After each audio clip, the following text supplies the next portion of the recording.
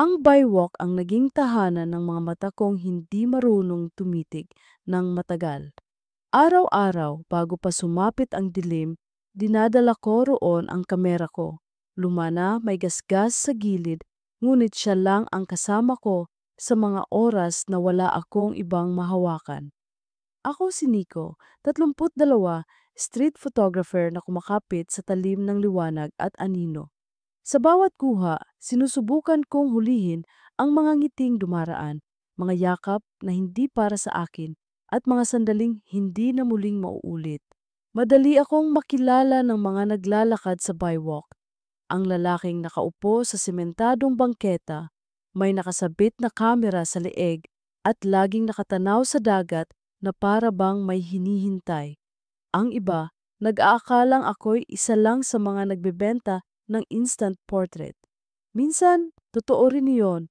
Kumikita ako sa pagbibigay ng murang larawan kapalit ng ilang baryang pamasahe o pangkape.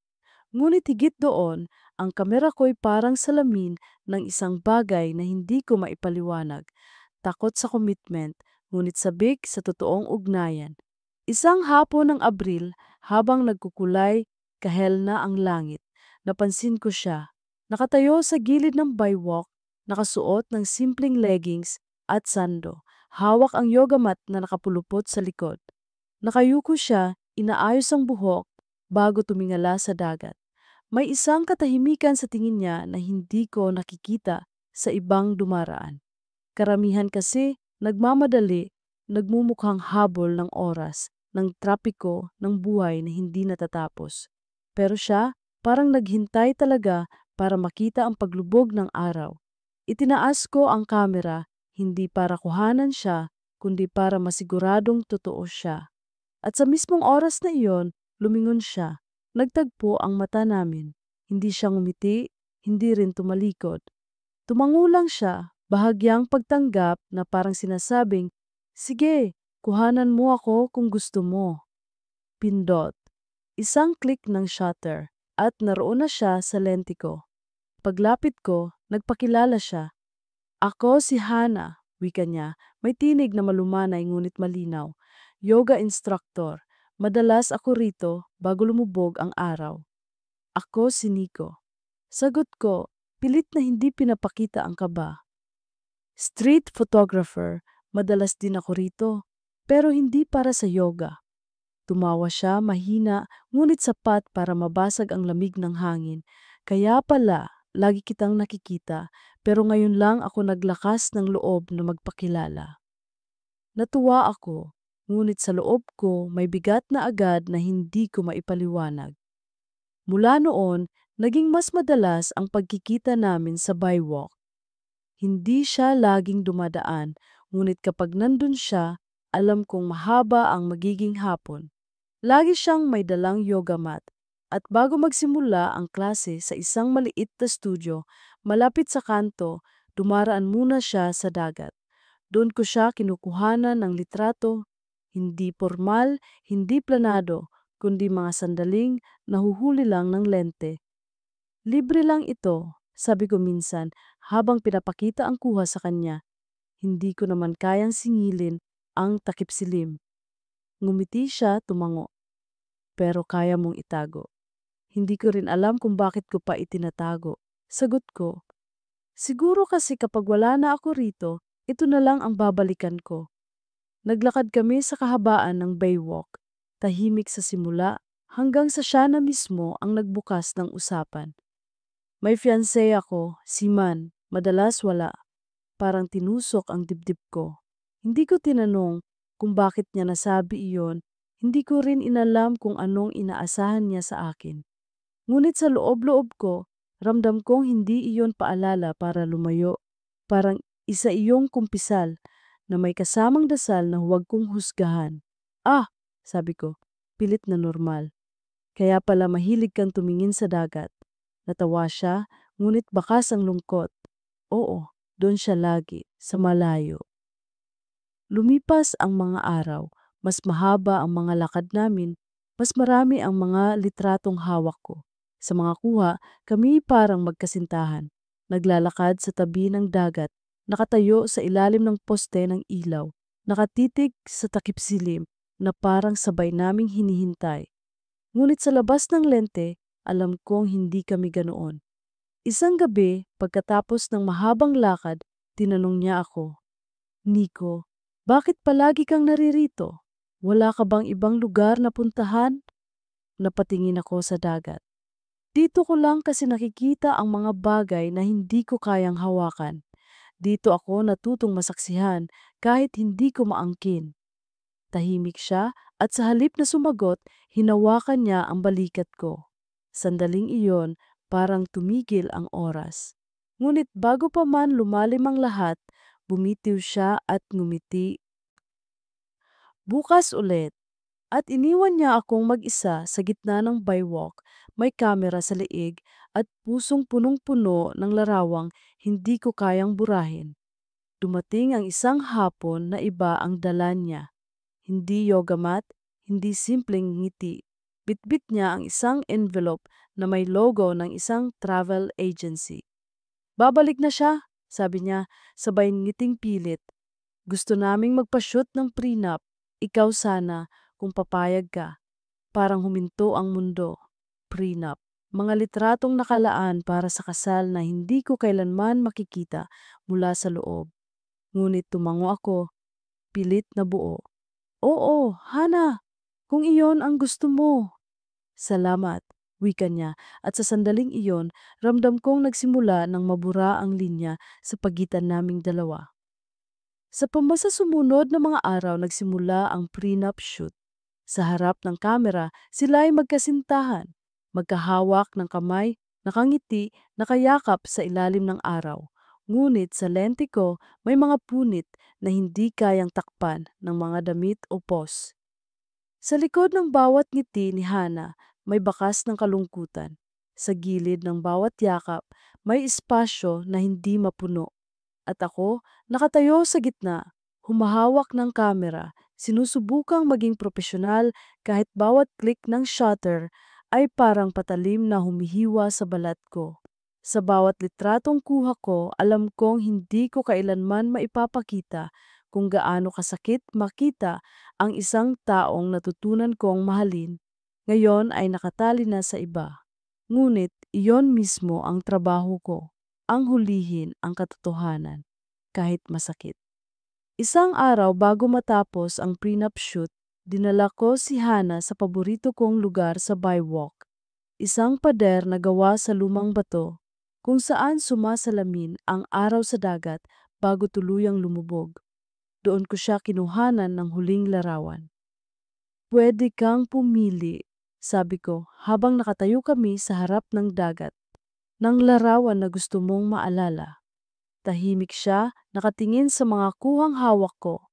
At sa huli, pinili niya ang isang retrato kung saan mag-isa siyang nakatingin sa takipsilim. Wala ang fiancé, wala rin ako. Tanging sarili niya at dagat. Ngumiti siya at sa ngiting iyon, alam kong iyon na ang wakas ng lahat ng hindi ko sinimulang kwento.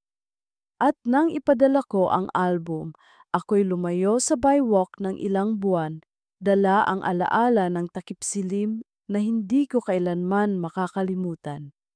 Pagkalipas ng ilang linggo, mula nang ipadala ko ang album kay Hana, naging katahimikan ang bywalk para sa akin.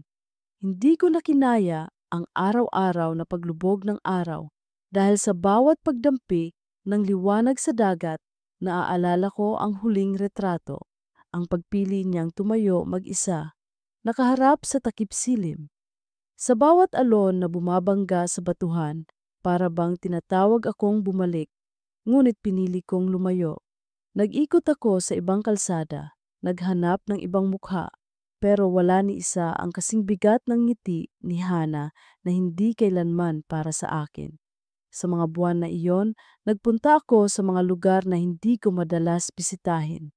Sa Quiapo, kinuhanan ko ang mga nagtitinda ng kandila. Mga mata nilang tila laging may hinahabol na panata. Sa Cubao, mga batang naglalakad na may dalang basurang kinakalakal. At sa bawat ngiti nila, may tanong, bakit kaya mas madali nilang tanggapin ang bigat ng mundo kaysa sa akin. Ngunit kahit saan ako magpunta, sa bawat larawang kinukuha ko, palaging bumabalik ang anino ni Hana. Isang gabi ng Agosto, nagbalik ako sa Baywalk, hindi dahil handa na akong humarap, kundi dahil wala na akong ibang mapuntahan. Madilim ang ulap, parang may paparating na bagyo at kakaunti lang ang tao. Naupo ako sa dati kong pwesto, inilapag ang kamera sa kandungan at tumitig sa dagat. Doon ko napagtantong hindi ko kayang iwasan ang lugar na ito. Kahit gaano ko katakasan, babalik at babalik pa rin ako. Habang pinagmamasdan ko ang paglubog ng araw na halos hindi makita sa kapal ng ulap, may dumaan na magkasintahan. Hindi sila kagaya ng iba, hindi magarbo, walang pose na pang-album. Nakasandal lang ang babae sa balikat ng lalaki at sabay silang tumatawa kahit nababasa ng ambon. Kinuha ko ang kamera at sa isang click, nahuli ko ang larawan ng isang uri ng pag-ibig na hindi mapapaliwanag. Payak, ngunit buo. Napangiti ako, mapait. Hindi ito larawan para sa akin, pero ito ang nagpapaalala na kahit hindi ako kabilang, maaari ko patiyaring masaksihan. Kinabukasan, nagpasya akong bumalik muli. Gusto kong makahanap ng bago, hindi para kalimutan si Hana, kundi para alalahanin na ang mundo ay hindi natatapos sa isang mukha lamang. Habang naglalakad ako sa bywalk, napansin kong mas marami na ang nagtitinda. May mga nagbebenta ng fishball, mga bata na kumakanta para makahingi ng barya, at mga musikero na nag-aalok ng kanta kapalit ng ilang piso. Sa dulo ng pasilyo, may isang matandang pintor na gumuguhit ng dagat sa maliit na canvas. Lumapit ako at tinanong siya, "Bakit araw-araw pareho lang ang tanawin mo? Hindi ka ba nagsasawa?" Ngumiti siya, tinanggal ang salamin, at sinabing, "Anak, kahit pareho ang dagat, iba-iba ang kulay ng takip silim." Ang tanong, "May oras ka ba para saksihan ang bawat pagbabago?" Tumahimik ako. Sa loob ko, parang tinamaan ako ng sariling tanong. Siguro nga, masyado akong nakatuon sa isang larawan, kay Hana, kaya hindi ko napansin ang iba pang kulay ng mundo. Lumipas ang mga araw at nagsimulang bumalik ang mga turista. Madalas akong lapitan para magpakuha ng litrato at doon unti-unting bumalik ang sigla ng kamera ko.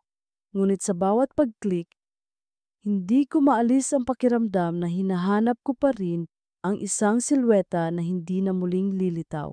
Isang hapon, habang abala akong kumukuha ng larawan ng isang batang kumakain ng ice cream, may narinig akong tawag mula sa likod.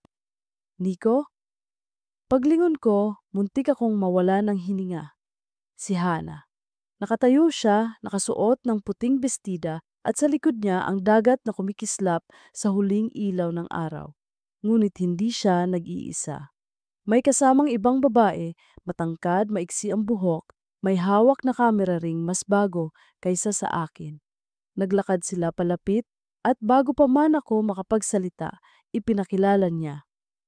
"Nico Silian, kaibigan ko. Photographer din, narinig ko kasi na bumalik ka rito." Hindi ko alam kung anong sasabihin. Ngumiti lang ako, pilit. "Matagal na rin, Hana." Ngumiti siya, at sa ngiting yon alam kong nagbago na siya. Hindi na siya ang babaeng dumadaan sa bywalk para maghintay ng fiancé. May bago siyang kulay sa mukha at hindi ko alam kung saan iyon nanggaling. Naglakad kaming tatlo sa kahabaan ng bywalk. Tahimik sa simula hanggang sa silian ang unang nagsalita. "Nico, ang ganda ng mga kuha mo raw dito. Pwede ba naming makita?" Binuksan ko ang kamera, ipinakita ang ilang larawan. Mga magkasintahan, mga batang naglalaro, mga matandang nakaupo at nakatingin sa dagat. Tumango siya, humanga. "Ang ganda ng timpla ng lungkot at liwanag. Parang palagi kang may hinahanap na hindi mo mahanap." Hindi ko alam kung paano sasagutin iyon. Pero bago pa ako makapagsalita, si Hana ang sumingit. "Si Nico. Lagi siyang ganun. Huling beses kong nakita ang mga kuha niya, may bigat na hindi ko maipaliwanag. Nagtagpo ang mga mata namin. Saglit lang iyon, ngunit sapat para maalala ko ang lahat ng iniwan kong larawan. Nagpaalam sila makalipas ang ilang minuto. May klase pa ako bukas, sabi ni Hana. Magkita ulit tayo dito minsan. Tumango ako, pero hindi ko na sinabing oo. Habang papalayo sila, nakasandal si Hana sa balikat ni Lian. Pareho silang tumatawa. At sa loob ko, unti-unti kong natanto na hindi ko kailanman hawak ang mga larawan ng ibang tao, kahit ako pa ang kumuha. Kinagabihan, umuwi ako at binuksan ang laptop. Tiningnan ko ang mga kuha mula noon hanggang ngayon. Doon ko nakita ang pagbabago mula sa mga larawang bitin, puno ng pangungulila, hanggang sa mga kuhang ngayon ay mas payapa. Hindi ko alam kung ako ba ang nagbago o ang mundo mismo. Ngunit habang tinititigan ko ang huling kuha ni Hana, nakatingin sa takipsilim mag-isa, bigla kong naisip. Marahil iyon talaga ang gusto niyang ipaalala, na may mga larawan na hindi para maging kwento ng dalawa, kundi para maging salamin ng isang tao na natutong tumayo ng mag-isa. Sa mga araw na sumunod, mas madalas akong magpunta sa Bywalk. Hindi para hintayin siya, kundi para ipagpatuloy ang ginagawa ko. May mga bagong magkasintahan, mga bagong mukha, mga bagong kulay ng takip silim. At sa bawat kuha, natututo akong hindi na ikumpara. Isang beses, may lumapit na batang babae, mga nasa 18 siguro, hawak ang cellphone at nakangiti. Kuya, pwede po ba akong magpakuha? Para may alaala ako rito. Kinuha ko ang kamera, itinuro sa kanya ang dagat at pinindot ang shutter. Nang ipakita ko ang resulta, nagliwanag ang mukha niya.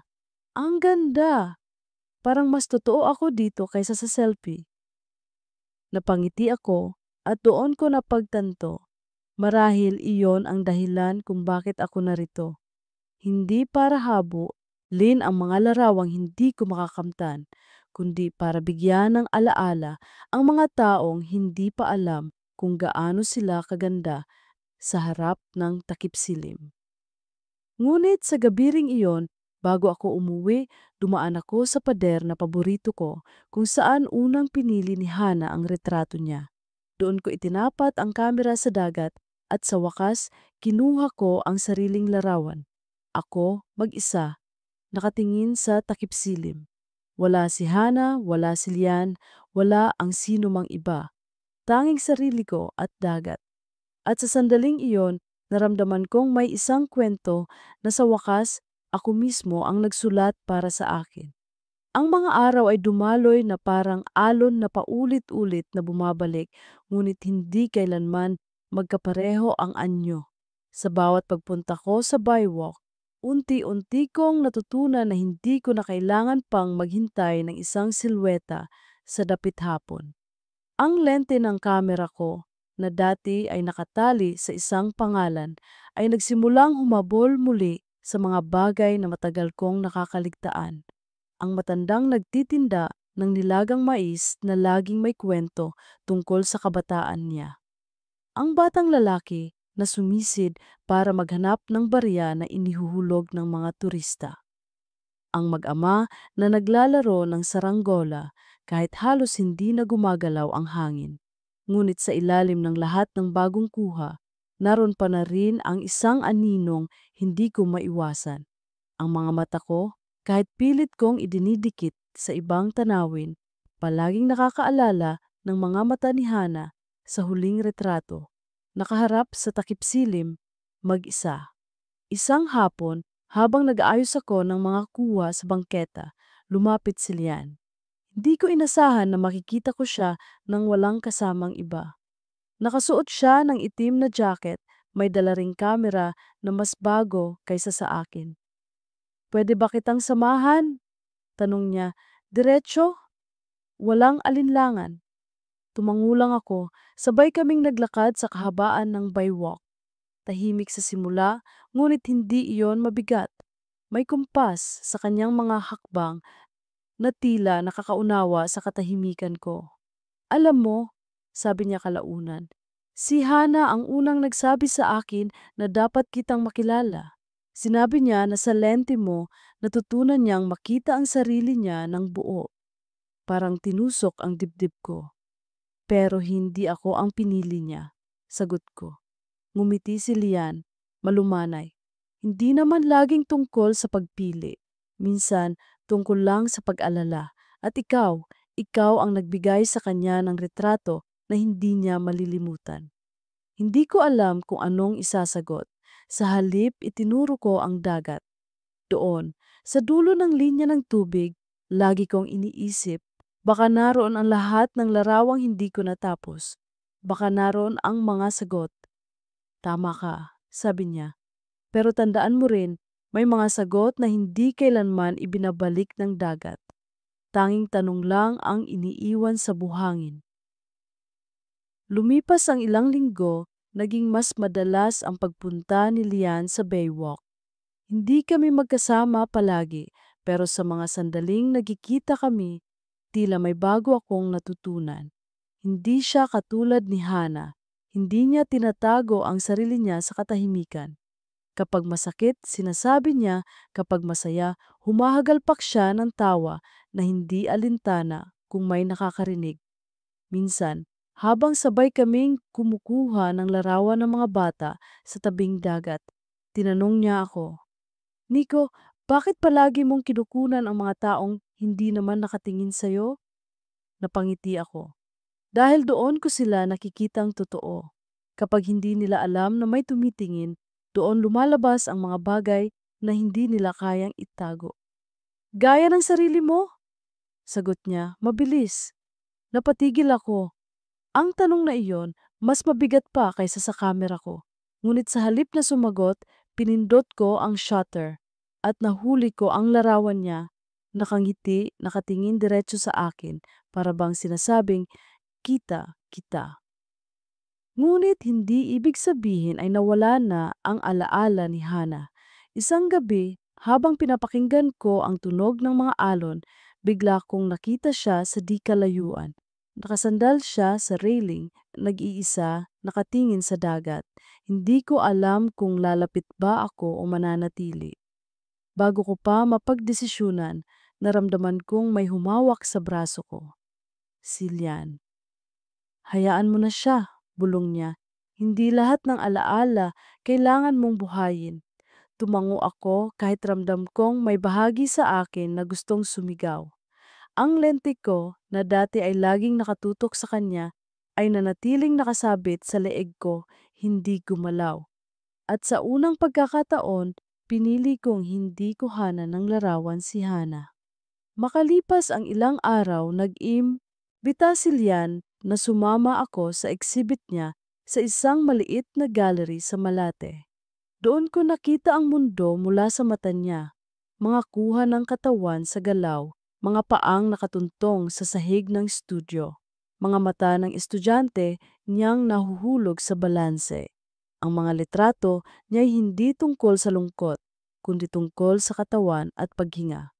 Nico, sabi niya habang pinagmamasdan ko ang mga gawa niya, iba tayo ng lente. Ikaw, hinuhuli mo ang anino. Ako, hinuhuli ko ang galaw. Pero pareho lang tayo. Parehong naghahanap ng katotohanan. Pero alin ang mas totoo? Tanong ko. Walang mas totoo. Ang tanong, alin ang pipiliin mong alalahanin? Pag-uwi ko ng gabing iyon, binuksan ko ang mga lumang larawan. Doon pa rin si Hana, nakaharap sa takip silim, mag-isa. Pero ngayon, katabi niya sa folder ay ang larawan ni Lian, nakangiti, nakatingin diretso sa akin. Dalawang mukha, dalawang alaala, dalawang mundo. At napagtanto ko, marahil hindi ko kailangang pumili. Hindi lahat ng larawan ay tungkol sa pagtatapos. May mga retrato ring nagsisilbing tulay. Mula sa isang nakaraan patungo sa isang hinaharap na hindi mo pa alam. Isang linggo ng hapon, nagpunta ako muli sa pader kung saan ko unang dinala si Hana. Doon, kasama ko si Lian. Hindi na ganoon kabigat ang hangin. Hindi na ganoon kasakit ang takip silim. Pinindot ko ang shutter at sa frame nakunan ko siya. Nakatingin sa dagat, nakangiti, hindi dahil may hinihintay, kundi dahil naroon siya sa mismong sandali. At sa kuhang iyon, alam kong nagsisimula nang magbago ang mga kulay ng mga larawan ko. Hindi na puro lungkot, hindi na puro bitin. Sa wakas, may bahid na ng pag-asa. Ngunit habang nilalagay ko sa bag ang kamera, bigla kong napansin sa malayo si Hana. Naglalakad kasama ang fiancé niya. Magkahawak ang kamay, parehong nakatingin sa paglubog ng araw. Hindi nila ako nakita at hindi ko rin sinubukan na makita nila ako. Ang kamay ko bahagyang kumapit sa kamera, ngunit hindi ko na ito inilabas. Sa halip, ngumiti ako at tumingin kay Lian. Hindi lahat ng larawan kailangan mong kuhanan, sabi ko. At sa huling sandaling iyon ng hapon, sa ilalim ng kulay kahel na langit, natutunan kong may mga alaala na mas maganda kapag tinatanggap mo na lang silang dumadaan, parang takip silim na hindi mo kailanman pagmamay-ari. Ngunit masarap panoorin habang unti-unting nilalamon ng gabi. Pagdating ng Setyembre, nagsimulang mag-iba ang hangin sa Baywalk. Mas malamig na ang simoy, mas maiksi na ang mga hapon, at ang mga kulay ng takip silim ay parang mas mabilis lumubog kaysa dati. Ako, nakasanayan ko na ulit ang ritmo ng bawat araw. Paggising, nang walang direksyon, pagdala ng kamera na parang tanging tungkod ng kaluluwa ko, at pagupo sa parehong bangko kung saan ilang beses na akong naghintay sa mga bagay na hindi ko hawak. Ngunit iba na rin ako. Hindi na ako iyong lalaking pilit, hinahabol ang isang silweta sa dapit hapon. Simula nang dumating si Lian, unti-unting nagkaroon ng ibang laman ang mga kuha ko. Hindi na puro anino, hindi na puro puwang. May mga kuhang may tawa, may galaw, may init. At kahit hindi ko aminin ng buo, alam kong siya ang dahilan kung bakit bumalik ang kulay sa lente ko. Isang hapon, naglakad kami ni Lian sa Baywalk matapos niyang magturo ng klase.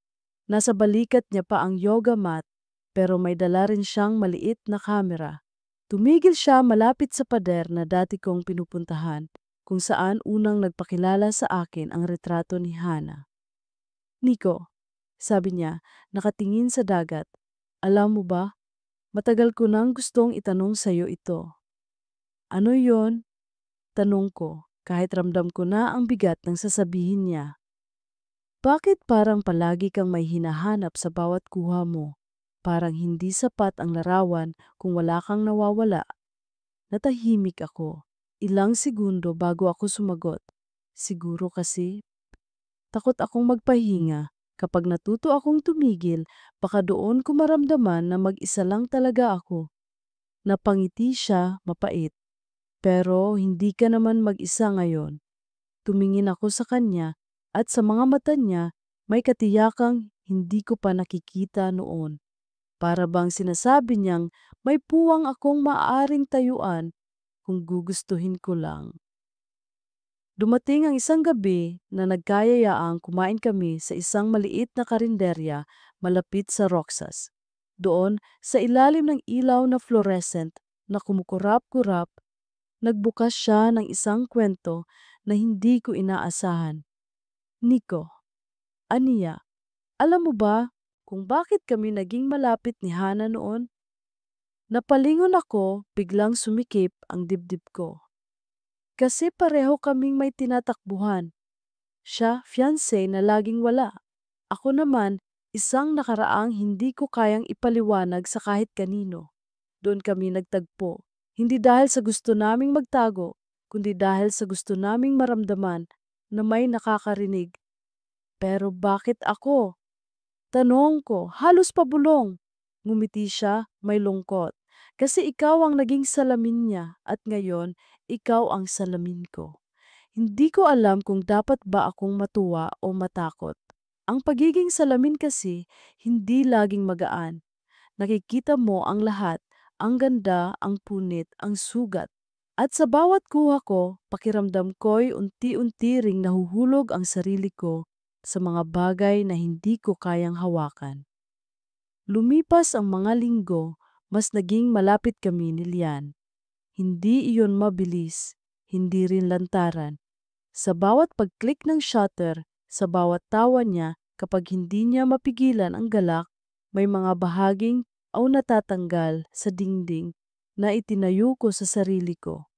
Ngunit kasabay ng paglapit namin, bumabalik din ang anino ni Hana, lalo na tuwing nagkita kami ng hindi inaasahan. Isang gabi, habang nakatambay ako mag-isa sa bywalk, bigla ko siyang nakita kasama ang fiancé niya.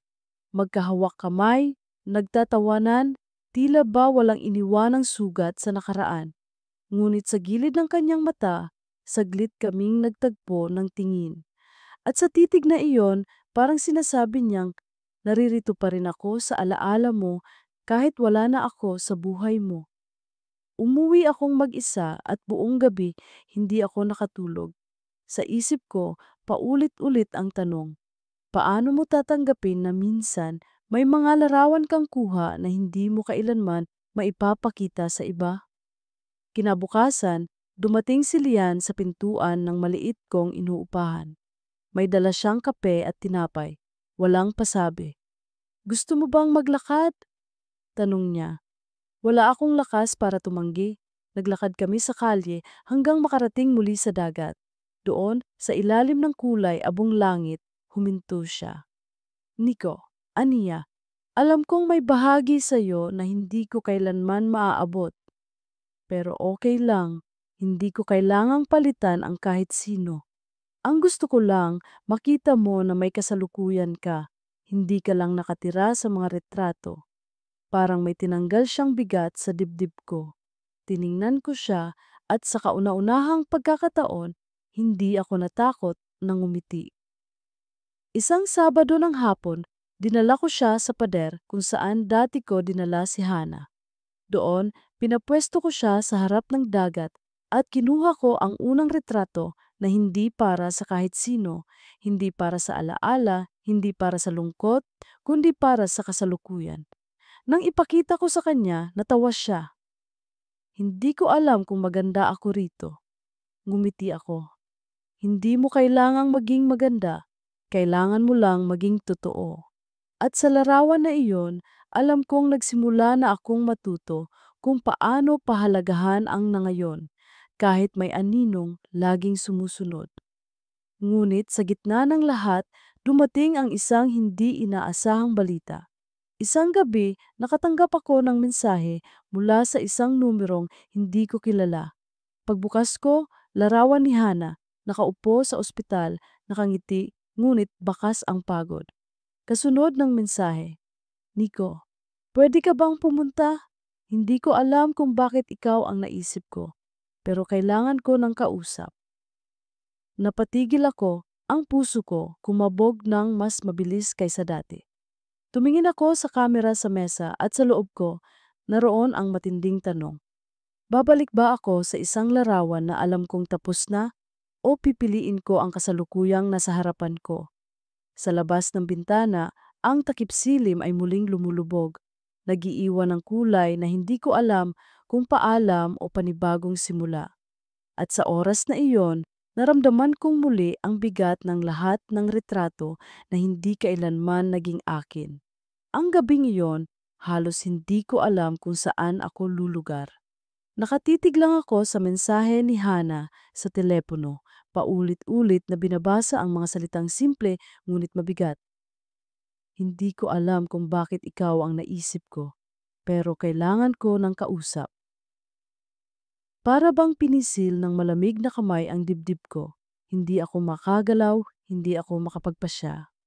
Sa isang banda, alam kong may kasalukuyan na ako, may liyan, may mga larawang unti-unti nang nagiging magaan. Ngunit sa kabilang banda, naroon pa rin ang alaala ni Hana, ang larawan niyang mag-isa sa takip-silim, ang tinig niyang hindi ko kayang burahin kahit ilang ulit ko nang sinubukang itago. Iga ako ng mahaba sa kama, Pinikit ang mata ngunit hindi nakatulog. Sa labas, ang mga tricycle ay dumadaan. Ang mga boses ng kapitbahay ay humuhupa. At sa wakas ay natira lamang ang humuhuning bentilador. Ngunit sa loob ng ulo ko, walang katahimikan. Ang tanong na paulit-ulit, pupunta ba ako? Kinabukasan, bago pa sumikat ng buo ang araw, nagpasya akong dumaan sa ospital. Hindi ko alam kung tama ba, pero hindi ko rin kayang tiisin ang bigat sa dibdib ko. Dala ko ang kamera, hindi dahil balak kong kumuha ng larawan, kundi dahil iyon lang ang alam kong sandata kapag wala na akong masabi. Pagdating ko roon, nakita ko siya agad sa waiting area. Payat si Hana kaysa dati, maputla. Ngunit nakangiti pa rin nang makita ako. "Nico," sabi niya, marahang kumuway. Umupo ako sa tabi niya, hindi makatingin ng diretsyo. "Anong nangyari? Maayos ka lang ba?" Tumango siya. "Routine check-up lang. May problema sa dugo," sabi ng doktor. "Pero manageable naman. Wala lang akong masabihan kagabi. Ang fiancé ko nasa barko ulit. Ang pamilya ko malayo. Ikaw ang unang pumasok sa isip ko." Parang may kumalabog sa dibdib ko. Hindi ko alam kung matutuwa ba ako o mas lalong masasaktan. "Salamat sa pagpunta," dagdag niya, at sa mga mata niya may kirot na parang matagal na niyang pinipigil. Naglakad kami palabas ng ospital matapos ang appointment. Walang partikular na destinasyon hanggang makarating kami sa isang maliit na kape sa kanto. Doon, sa pagitan ng mga tasa ng kapeng abot-kaya, nagsimula siyang magkwento. "Alam mo ba, Nico," sabi niya, "nakakatawa pero minsan naiisip ko, bakit kaya sa lahat ng larawan pinili ko pa rin yung litrato kung saan mag-isa ako? Hindi ko naman plano iyon, pero ngayon parang iyon ang pinakamahalagang alaala sa akin." "Bakit?" tanong ko, halos pabulong. Dahil doon ko naalala na may sarili akong mukha, hindi bilang kasintahan, hindi bilang inaasawa, kundi bilang ako lang, Hana. Napatitig ako sa kanya at doon ko muling nakita ang parehong liwanag na nahuli ko sa lente ko noon, ang liwanag ng isang taong humihinga para sa sarili niya, kahit pa lahat ng nasa paligid ay gustong itulak siya sa ibang direksyon. Ngunit habang tumatagal ang usapan, naramdaman kong humahapdi ang pagitan naming dalawa. Dahil sa bawat salitang sinasabi niya, mas malinaw na hindi ko kailanman kayang hawakan ang mundong iyon. May fiancé pa rin siya, may kinabukasang hindi ako kabilang. Ako'y isa lang panandaliang pahinga, isang lente na ginamit para makita niya ang sarili niya. Nang ihatid ko siya pauwi, huminto kami saglit sa bywalk, doon mismo kung saan lahat nagsimula. Tahimik kaming tumayo, pinagmamasdan ang dagat na binabagtas ng huling liwanag. "Nico," sabi niya, "salamat, alam kong mali na ikaw ang tinawagan ko kagabi, pero sana alam mong hindi ko iyon pinagsisihan." Ngumiti ako, pilit na pinipigil ang lahat ng hindi dapat sabihin. Walang mali sa pag-alala kung saan ka nakakita ng sarili mo. At kung ako iyon, masaya na ako. Hindi siya sumagot. Sa halip, ngumiti siya at marahang umalis. Naiwan akong nakatayo, hawak ang kamera, ngunit hindi ko na itinapat. Sa mga araw na sumunod, pinilit kong bumalik sa normal, ngunit hindi iyon ganoon kadali. Sa bawat kuha ko, may bahagi ng isip ko na bumabalik sa ospital, sa cafe, sa bywalk, kung saan muli naming tinanaw ang takip silim. At sa bawat pag-click, naroon ang boses ni Hana na nagsasabing, "Salamat." Isang gabi, kinausap ako ni Lian. Naroon kami sa maliit kong kwarto. Pinapanood ang mga larawan sa laptop. Tahimik lang siya sa simula. Ngunit maya-maya, nagsalita siya. "Nico, mahal mo pa ba siya?" Halos malaglag ang dibdib ko. Hindi ko alam kung paano sasagot. Hindi ako makatingin sa kanya. "Hindi ko siya hawak." Sagot ko, mahina. Hindi ko rin alam kung mahal pa ba ang tamang salita. Ang alam ko lang, hindi ko siya kayang kalimutan. Tumango si Lian, may luha sa gilid ng mata. Hindi ko hinihingi na kalimutan mo siya. Ang hinihiling ko lang, huwag mo akong gawing anino habang pinipilit mong alalahanin ang liwanag niya. Hindi ako nakasagot. Sa halip, marahan kong hinawakan ang kamay niya. At sa unang pagkakataon, natakot akong mawalan siya. Lumipas ang mga linggo, dumalang ang mensahe ni Hana. Minsan, isang simpleng, "Kumusta ka?" Minsan naman, "Wala talaga," at napagtanto ko, marahil iyon na ang paalam na hindi na kailangang sabihin ng direkta. Mas naging malapit ako kay Lian. Hindi ito madaling proseso. Maraming gabing nag-aalangan ako, maraming umagang hindi ko alam kung totoo ang ginagawa ko. Pero sa bawat pagtingin ko sa mga mata niya, nakikita ko ang isang kasalukuyang ayaw kong isuko. Isang araw habang sabay kaming kumukuha ng larawan sa bywalk, tinanong niya ako, "Nico, sa lahat ng takip silim na nasaksihan mo, alin ang pinakamaganda?" Huminga ako ng malalim at marahang ngumiti. Yung hindi ko kinunan ng larawan, yung pinili kong saksihan lang kahit hindi ko pagmamay-ari. Tumingin siya sa akin at sa ngiti niya nakita ko ang kasagutang matagal kong hinahanap. Ngunit sa likod ng lahat ng iyon, alam kong hindi pa rin tapos ang kwento. Ang mga larawan ni Hana ay naroon pa rin sa memory card, hindi ko pa rin mabura. At sa bawat paglipas ng araw, natutunan kong tanggapin na hindi lahat ng imahe ay para itago o ipakita. May mga larawan ring nandyan lang para paalalahanan ka na minsan may pag-ibig na kasing ganda ng takip silim. Hindi mo man ito hawak, ngunit maaari mong masaksihan buong galang. Ang mga araw ay naging mas tahimik matapos ang huling pagkikita namin ni Hana sa ospital. Wala na akong natanggap na mensahe mula sa kanya at hindi ko na rin pinilit. Para bang ang dagat mismo ang nagsara ng pinto, isang alon na dinala ang lahat ng dapat manatili sa alaala at saka naglaho na lamang. Ngunit kahit ganoon, hindi ko maitatangging may mga gabi na naririnig ko pa rin ang tinig niya. Tila kumakaway mula sa gilid ng takip silim. Sa mga oras na iyon, si Lian ang naging sandigan ko. Hindi siya nagtatanong.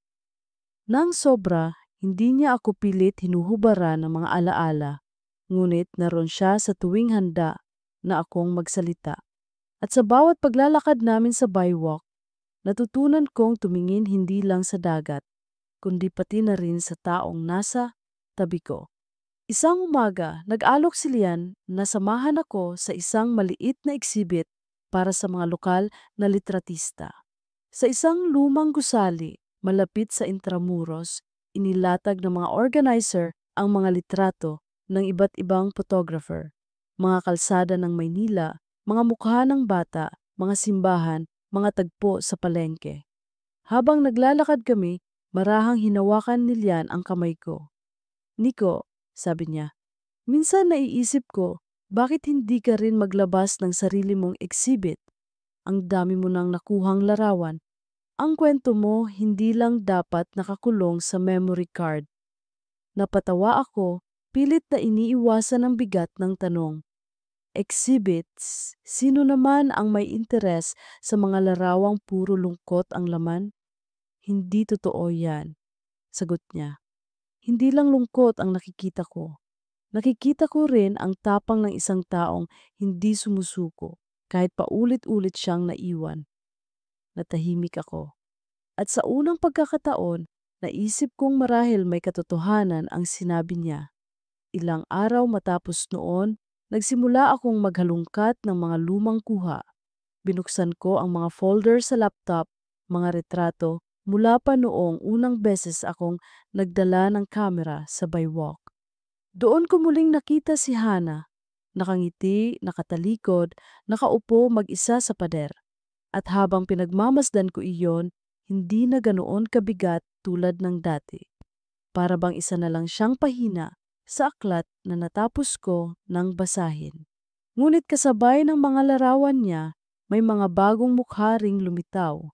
Mga kuha kay Lian habang nagtuturo sa mga estudyante, habang kumakain ng fishball sa kanto, habang nakatingin sa dagat na walang hinihintay kundi ang mismong sandali. Sa mga kuhang iyon, napagtanto kong nagsimula na akong matuto ng ibang klase ng pag-ibig, hindi iyong kumakapit sa anino, kundi iyong natutuwa sa liwanag. Isang hapon, dinala ko si Lian sa lumang pader kung saan huling tumingin si Hana sa takip silim. Dito nagsimula ang lahat, sabi ko, habang inilalabas ang kamera. Dito rin ba natapos? Tanong niya. Napatingin ako sa kanya. Hindi ko alam kung tapos na. Pero ang sigurado, dito ko unang natutunang tanggapin na hindi lahat ng larawan para sa akin. Ngumiti siya at sa ngiting iyon nakaramdam ako ng kakaibang ginhawa. Para bang may basbas siyang ibinibigay na hindi ko kailanman hiningi. Pinindot ko ang shutter. At sa kuha kong iyon, hindi na lungkot ang naramdaman ko. Ang nakuha ko ay kasalukuyan. Isang babae na naroroon. Totoo at nakangiti hindi dahil sa alaala ng iba, kundi dahil sa ngayon.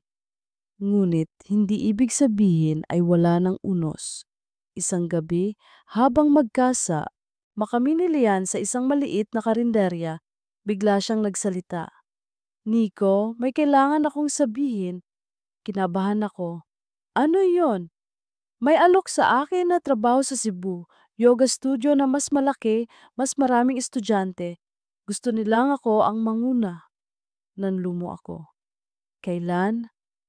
2 buwan mula ngayon. Tahimik ang mesa. Naririnig lang namin ang mga kutsarang tumatama sa plato ng mga tao sa paligid. Kung aalis ka, tanong ko, babalik ka pa ba? Tumingin siya sa akin diretso. Hindi ko alam. Ang alam ko lang, ayokong palampasin ang pagkakataon, pero ayokong iwan ka ng walang salita. Parang piniga ang puso ko. Ngunit sa halip na magalit, ngumiti ako. Mapait. Kung iyon ang magpapasaya sa'yo, susuportahan kita. Ang mga larawan, kahit saan ka man pumunta, dala ko pa rin. Sa mga linggong sumunod, mas lalo kaming naging malapit. Marami kaming ginawa, naglakad sa Quiapo, kumain ng turon sa tabi ng kalsada, nagkuhanan ng larawan ng isa't isa. Alam naming darating ang araw ng pag-alis niya, ngunit imbes na umiwas, pinili naming punuin ang mga araw ng alaala. Isang gabi, habang nakaupo kami sa baywalk, pinakita niya sa akin ang isang kuha ng sarili kong larawan. Ako, nakatingin sa dagat, hawak ang kamera at sa likod ko ang takip silim. Para sa akin, sabi niya, ikaw ang larawan ng tao na natutong tumingin hindi para humawak kundi para masaksihan. At doon, sa mismong larawan na iyon, naintindihan ko ang lahat. Dumating ang araw ng pag-alis niya. Sa terminal habang dala niya ang maleta at nakasuot ng simpleng bestida, mahigpit niya akong niyakap. Nico, bulong niya. Salamat sa lahat. Huwag mong hayaang maging bitin ang mga kanta at larawan mo. Kahit wala ako, ituloy mo. Hindi ko na napigilang umiyak. Hinayaan ko siyang pumasok sa terminal at ako'y naiwan sa labas, hawak ang kamera na para bang siya na lang ang natitirang alaala ko. Pagbalik ko sa baywalk kinagabihan, dumaan ako sa pader. Doon, kinuha ko ang unang larawan matapos siyang umalis. Isang bakanting upuan nakaharap sa dagat habang ang takip silim ay lumulubog. Walang tao sa frame, walang ngiti, walang hawak na kamay. Ngunit sa larawan na iyon, naroon ang lahat. Ang alaala ni Hana, ang kasalukuyan ni Liane, at ang kinabukasang hindi ko pa alam. At sa wakas, tinanggap ko na may mga pag-ibig na kasing ganda ng takip silim. Hindi mo ito hawak, hindi mo ito pagmamay-ari, ngunit masarap itong masaksihan. Kahit sandali lang, kahit sa lente lang, kahit sa puso lang. Pagkaraan ng pag-alis ni Lian, bumigat muli ang mga gabi ko. Ang mga araw ay parang nauulit. Gigising, kakain, dadalhin ang kamera sa bywalk, uupo sa parehong bangko at maghihintay hanggang sumapit ang takip silim. Ngunit iba na ang kulay ng mga larawang nakukuha ko. Hindi na sila ganap na mapait, ngunit hindi rin sila lubos na masaya. Para silang mga pahina ng kalendaryong walang petsa. Nandyan, pero hindi ko alam kung saan dapat ilagay. Ang mga tao sa bywalk ay hindi naman nagbago. May mga bata pa nata pa ring nagbebenta ng sampagita, may magkasintahan pa ring nakaupo sa gilid ng breakwater, may mga matandang naglalakad na para bang may hinahabol na oras. Ngunit ako, pakiramdam ko'y naiwan akong nakabitin sa pagitan ng isang paalam at isang hindi tiyak na pagbabalik. Isang gabi, nagpasya akong huwag dalhin ang kamera. Gusto ko lang maupo, tahimik, at hayaan ang sarili kong maging bahagi ng tanawin nang walang intensyong hulihin ito. Ngunit habang pinagmamasdan ko ang paglubog ng araw, may lumapit sa akin, isang batang lalaki, mga 8 taong gulang, may dalang lumang kamera na parang hindi na gumagana. Kuya, sabi niya, paano po ba kumuha ng magandang litrato? Napangiti ako. Saan mo nakuha yan? Sa tatay ko po. Dating photographer pero iniwan na niya kasi wala nang bumibili. Sabi niya, luma na raw, pero gusto ko pong subukan. Kinuha ko ang kamera, tiningnan. Hindi na talaga ito gumagana. Sirang-sira ang lente at basag ang viewfinder. Binalik ko sa kanya at ngumiti. Alam mo, minsan hindi kailangan gumana ang kamera para matuto kang tumingin. Subukan mong tingnan ang mundo na para bang kinukunan mo kahit wala kang hawak. Tumingin siya sa dagat, itinapat ang luma niyang kamera na parang nagpipose siya para sa sarili. At sa ngiti niya, may isang bagay na bumalik sa akin, ang pakiramdam ng unang beses kong mahawakan ang kamera bago pa dumating ang lahat ng sugat. Salamat po kuya, wika ng bata. Balang araw gagawa rin ako ng mga litrato na aalalahanin ng mga tao. At tumakbo siyang palayo, iniwan akong nakatitig sa sariling mga kamay na parang muling nakatanggap ng panibagong misyon. Makalipas ang ilang linggo, nakatanggap ako ng email mula kay Lian. Hindi iyon mahaba. Isang larawan lang ng dagat sa Cebu, may kasamang mensahe. Naalala kita, huwag kang titigil. Sa kabila ng lungkot na dala ng layo, may ginhawang hatid ang kanyang salita. Doon ko napagtanto na hindi niya ako iniwan para mawala. Iniwan niya ako para ipaalala na kaya kong magpatuloy kahit wala siya sa tabi ko. Isang gabi, habang naglalakad ako sa kahabaan ng Roxas, nadaanan ko ang isang bagong bukas na cafe na may maliit na gallery sa loob. May nakapaskil na karatula. Open call for local photographers. Huminto ako, pinanood ang mga larawang nakasabit, mga kuha ng mga lansangan, mga bata, mga gusali. Hindi lahat ay teknikal na maganda, pero lahat ay may sariling tibok. At bigla kong naisip, marahil panahon na. Ilang araw ang ginugol ko sa pagpili ng mga larawan. Binuksan ko ang lahat ng folder mula sa unang kuha kay Hana hanggang sa huling larawan kay Lian. Ang hirap pumili, lahat may bigat, lahat may alaala. Ngunit sa huli, napili ko ang mga larawang hindi lang tungkol sa kanila, kundi tungkol sa mga sandaling nagturo sa akin ng aral. Isinama ko ang larawan ng batang may ice cream sa bywalk, ang mag-ama na nagpapalipad ng saranggola, ang matandang pintor na araw-araw gumuguhit ng dagat, at syempre, ang bakanteng upuan na nakaharap sa takip silim. Dumating ang gabi ng exhibit. Hindi ito enggrande, hindi malaki ang espasyo, ngunit puno ito ng mga taong sabik makakita ng mga kwento sa larawan. Tahimik akong nakatayo sa isang sulok, pinagmamasdan kung paano tumitigil ang mga tao sa bawat kuha. Isang babae ang huminto sa harap ng larawan ng bakanteng upuan.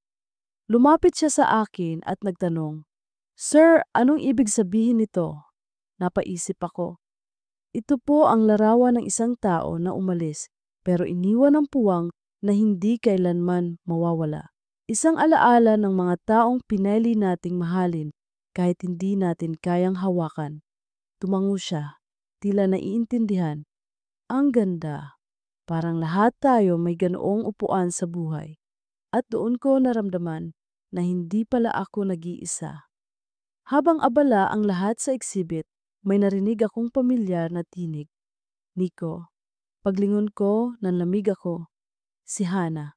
Nakatayo siya sa gilid, payat pa rin, ngunit mas maaliwalas ang mukha. May hawak siyang maliit na supot ng tinapay. Para bang galing siya sa lakad. Lumapit siya, nakatingin sa mga larawan. Hindi ko akalaing gagawin mo ito. Ni hindi ko rin inakalang kaya ko. Sagot ko. Huminto siya sa harap ng larawan niya. Ang litratong nakaharap siya sa takip silim, mag-isa. Ilang sandali niyang tinitigan bago nagsalita. Salamat, Nico. Hindi ko man iyon napansin noon, pero ito ang nagpapaalala sa akin na kahit iniwan ko ang sarili ko sa ibang tao, may bahagi pa ring akin. Hindi ko alam kung ano ang dapat kong maramdaman, ang bigat ng lahat ng alaala at ang ginhawa ng kanyang mga salita naghalo sa dibdib ko. Ngumiti siya at tumalikod. Masaya akong nakikita kang nagpatuloy. At bago ko pa siya masundan, nawala na siya sa gitna ng mga tao. Pagkatapos ng exhibit, naglakad ako mag-isa pa uwi. Ang mga ilaw ng kalsada ay kumikislap at ang hangin ay malamig. Sa dibdib ko, may bigat pa rin, pero may kasamang magaan na hindi ko pa naramdaman dati. Nang makarating ako sa Baywalk, naupo ako sa pader. Doon, inilabas ko ang kamera at tinutok sa dagat. Ngunit hindi ko pinindot ang shutter. Sa halip, tumitig lang ako sa takip silim. Piniling saksihan ito ng walang pagitan ng lente. At doon ko naunawaan ang mga larawan, sila ang nagpapanatili ng alaala.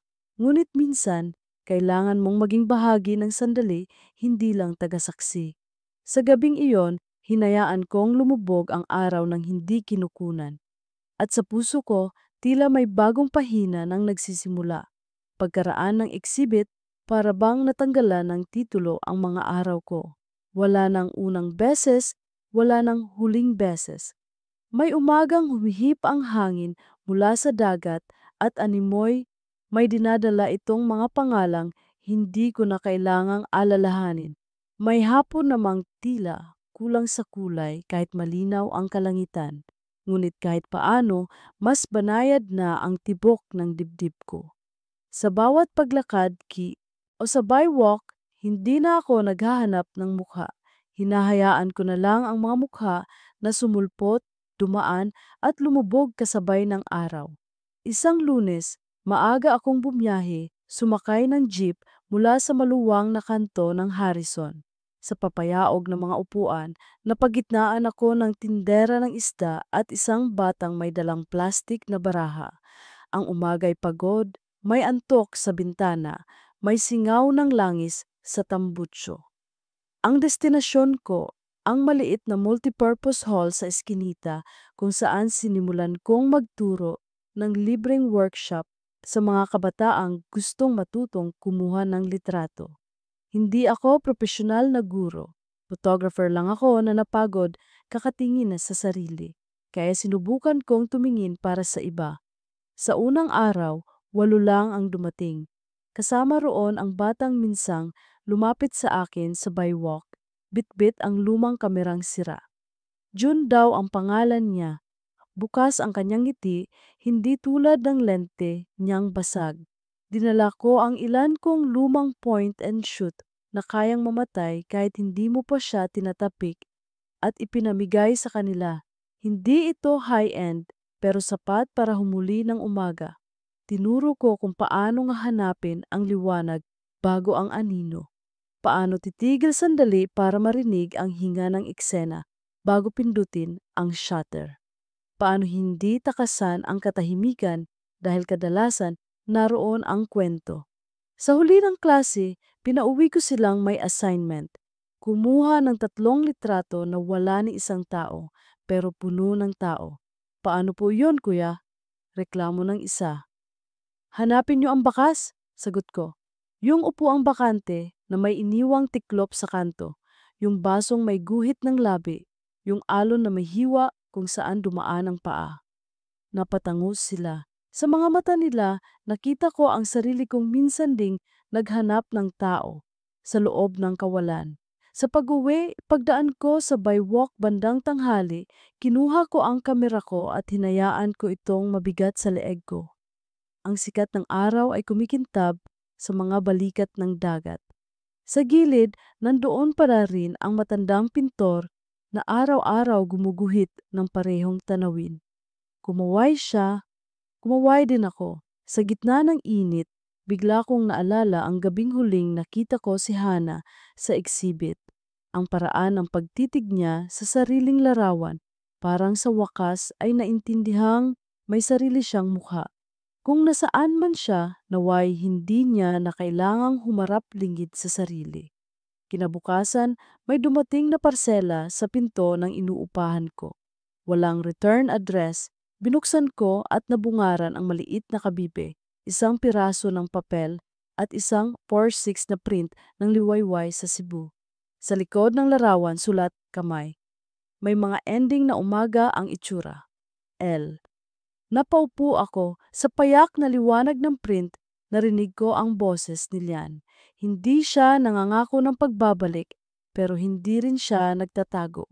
Mula noon tuwing madaling araw, bago pa sumikat ang araw, umiigib ako ng kape at pinipilit kong masanay sa kulay ng umaga. Kulay na matagal kong sinalungat dahil binansagan kong sarili kong anak ng dapit hapon. 3 linggo ng workshop, bumalik si June na may dalang bagong nangiti at 3 retratong nakaprint sa murang papel. Ang una, bakanting swing sa playground na umuuga kahit walang bata, may marka ng tsinelas sa buhangin. Ang pangalawa, plato ng tapsilog sa karinderya na may kapirasong itlog na naiwang hindi kinain. May aninong mahaba sa gilid ng mesa, senyas na may nagmamadali. At ang pangatlo, barkong papalayo sa pier, maliit lang sa frame, pero tirik ang bandera at sa unang tingin ay walang tao. Ngunit sa hulma ng tubig, nakaguhit ang paghihiwalay. Maganda, sabi ko, at ang salitang iyon ay hindi ko tinipid. Sa loob, may bahagyang haplos na parabang tinuruan ako ng batang ito kung paano kumpletuhin ang mga larawan ko. Hapon ng Biyernes, nagsimulang lumubog ang ulap. Mabigat, kumikislap ang gilid sa kidlat na malayo ngunit paparating. Nakaluhod ang ilaw sa dagat, parang may dalang balita. Umupo ako sa pader. Ang hangin may lasa ng asin at posibilidad. Nag-text si Lian. Nasa bundok kami ngayon. Tinuruan ko ang mga estudyante kung paano pumikit at makinig sa hangin. Naalala kita. Nag-reply ako ng larawan ng alon, caption. Natututo akong magbilang ng mga lumulusong na liwanag. Nag-scene lang siya.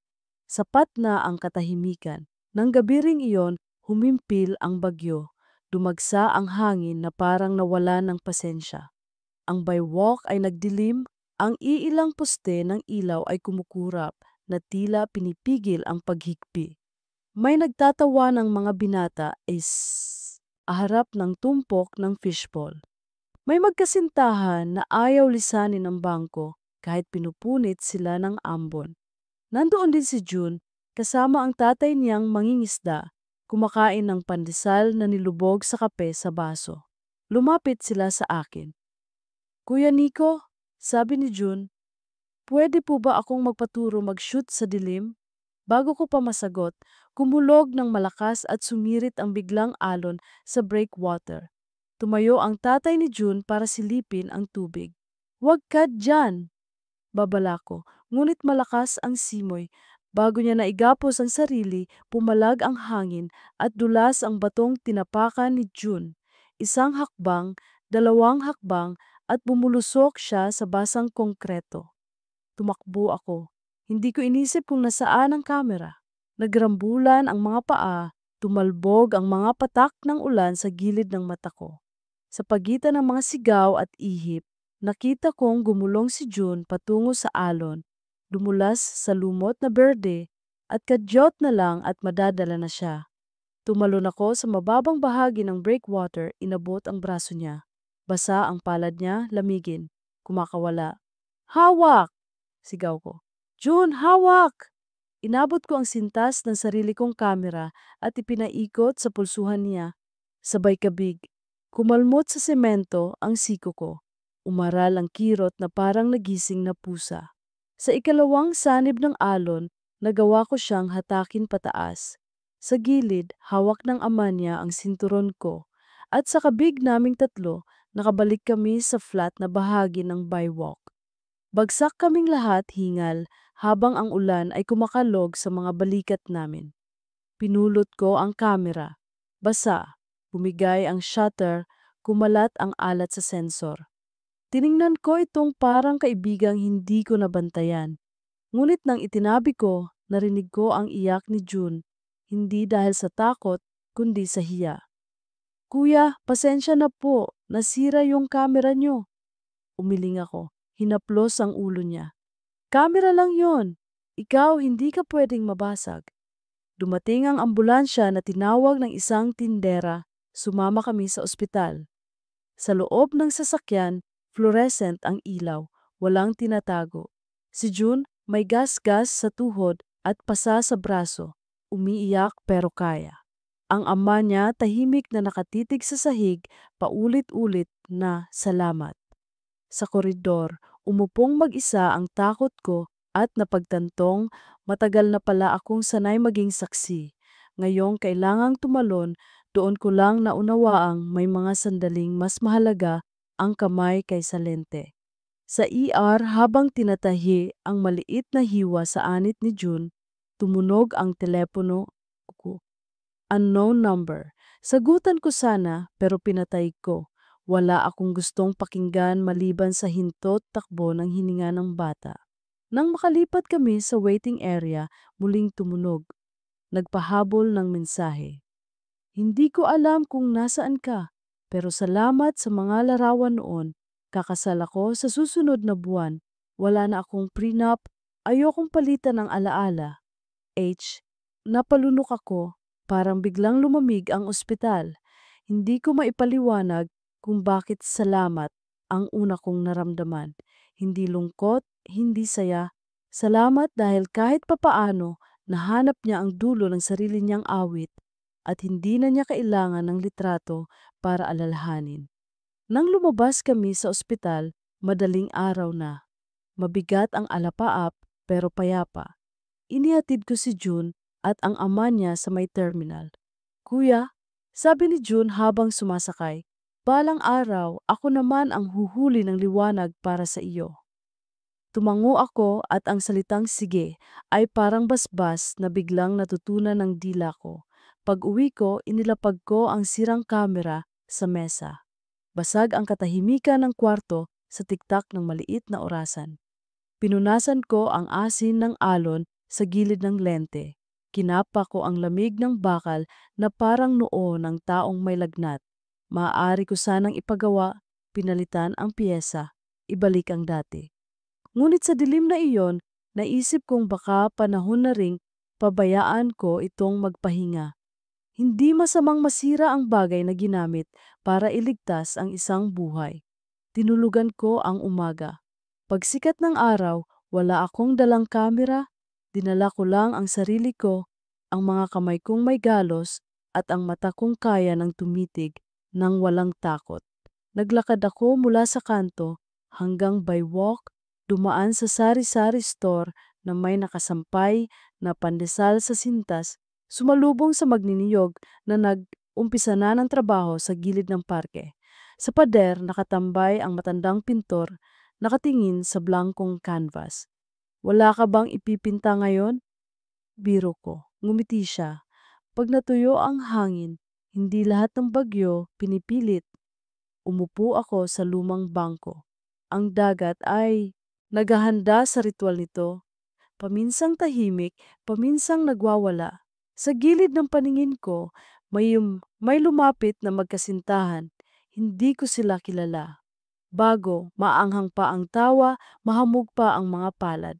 Tumayo sila sa may pader, humarap sa liwanag at humiling ng larawan sa isa't isa gamit ang cellphone. Ilang taon na ang nakakaraan, baka lumapit ako, alukin silang kuhanan ko ng mas maayos. Ngayon, hindi. Ngayon, pinili kong panoorin na lang kung paano nila kinukunan ang kanilang sarili. Kapos o sobra, mali ang exposure, nanginginig ang kamay, at kung paano nila ito pagtatawanan, papalitan, at mulit-muling tatangkain hanggang sa tumama sa alaala. Bumuntong hininga ako. Sa aking bulsa, naroon ang habibing padala ni Lian. Hinawakan ko ito, magaspang na makinis sa gitna, tulad ng puso kapag naghilom ng hindi lubos. Tiningnan ko ang dagat at naalala ang sulat sa likod ng print. May mga ending na umaga ang itsura. Totoo. Pero ang dapit hapon, hindi rin siya laging paalam. Minsan, ito ang dila ng araw na humahaplos sa noo ng gabi para sabihing hanggang dito muna. Mga ilang araw matapos ang bagyo, bumalik sa klase ang mga bata. Si June may maliit na benda sa tuhod pero buo ang yabang. Kuya, assignment ko! Ipinakita niya ang 3 bagong kuha mula sa point and shoot na pinahiram ko. Ang una, sapatos na basa na nakasampay sa pisi ng kuryente, may patak pa ng tubig sa dulo. Ang pangalawa, payong na nakatiklop, iniwang nakatayo sa pintuan ng barbershop, parang bantay na napagod. At ang huli, pader ng bywalk na may marka ng tubig, linya kung saan tumama ang alon kagabi. Bakas. Bulong ko at sa salitang iyon, narinig kong bumalik ang boses ko sa katawan ko. Magaling. Sa huling oras ng workshop, dinala ko sila sa pader. Ito ang aralin natin ngayon, sabi ko. Walang kukuha ng litrato. Nagreklamo sila. Tumawa lang ako. Bakit po? Tanong ni June. Kasi kailangang matutunan ninyong tumanggap na may mga sandaling mas mahalagang maramdaman kaysa mahuli. Tumingin lang tayo. Tumigil kami. Ang araw ay gumuguhit ng ginintuang daan sa tubig. May dumadaang bangka, may batang humahabol sa laylay ng anino, ng sarili, may tindera ng balot na paulit-ulit na sinasabi ang parehong tono. Walang lente sa pagitan namin at ng mundo. May katahimikang hindi ko na kinatatakutan. Kinagabihan, may mensahe ako mula kay Lian. 3 buwan pa ako rito. Magtatayo kami ng maliit na gallery sa studio. Kung sakali, gusto kitang imbitahin kapag handa ka ng bumiyahe. Hindi ko alam kung kaya ko. Hindi ko rin alam kung kailan. Ang alam ko lang, hindi ako natataranta sa kalayuan. Sumagot ako. Tutugtugin ko muna ang liwanag dito. Kapag natutunan ko na, susunod ako sa umaga mo. Nag-heart siya. Wala nang kasunod, pero kumalma ang loob ko. Hindi lahat ng sagot kailangan ngayon.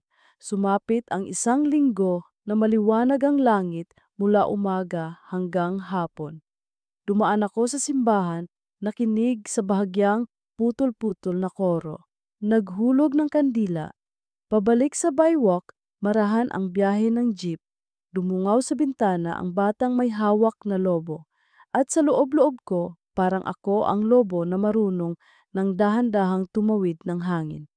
Pagbaba ko sa mismong eskinitang dinaraanan ko araw-araw, may pansamantalang exhibit na ipinaskil daw ng komunidad, mga litrato ng mga bata sa workshop. Nandoon ang sapatos ni June, ang payong, ang pader. May nakaturo sa bakanteng upuan na kinunan ko noon. Hindi ko alam kung paano napadpad sa kanila ang print. Marahil kinuha nila sa cafe na unang nag-host ng exhibit. Sa tabi ng upuan, may nakasulat na maikling tula ng isa sa mga dalagitang estudyante. Kung may umalis, may iniwang upuan, doon uupo ang hangin, at doon natin maririnig ang kwento ng dagat. Pinikit ko ang mata ko, hindi dahil masakit, kundi dahil puno. Huling gabi ng buwan, dumating ang takipsilim na parang nagtitimpi. Pumuti ang gilid ng ulap bago namula. Ang tubig ay kumalma sa isang iglap para bang may aakyat mula sa ilalim at hihinga kasama namin. At sa di kalayuan, may nakita akong bagong pares, hindi si Hana, hindi si Lian, hindi kahit sinong nakilala ko. Magkahawak ang kamay, magkaiba ang taas, pareho ang hakbang. Huminto sila sa mismong bangkong dati kong pinupugaran, naglapit ng noo at nagbulungan. Tiningnan ko ang mga palad ko, sanay na sanay sa bigat ng kamera, pero ngayong walang nakasabit, mas magaang. Bumuo ako ng frame gamit ang hinlalaki at hintuturo, na parang bata at saka ko ibinaba. Hindi ko kailangan. Huminga ako ng mabagal kasabay ng alon. Sa tabi ko, dumaan ang matandang pintor na may bagong canvas. Sa likod, tumatakbo si June at ang mga kaklase, naghahabulan sa dilim na dumarating. Sa ibabaw ng lahat umuukit ang araw ng linya ng paalam sa tubig, hindi putol, hindi pilit, hindi rin panghabang buhay. Minsan, ang puso marunong nang magtapos ng walang sigawan. Minsan, ang pag-ibig tama lang ang layo, isang dangkal mula sa dibdib sapat para makita, hindi sapat para sunugin. At sa dulo ng araw, iyon ang natutunan ko sa Baywalk. May mga pag-ibig na kasing ganda ng takip-silim, hindi mo pagmamay-ari, ngunit pwede mong masaksihan ng buong galang. Sa puntong iyon, hindi ako kulang. Sa puntong iyon, sakto ang liwanag. At nang tuluyang lumubog ang araw, hindi ako nagpaalam. Umupo lang ako, pinakinggan ang dagat, at hinayaang kumislap ang gabi sa ilalim ng talukap ng mata.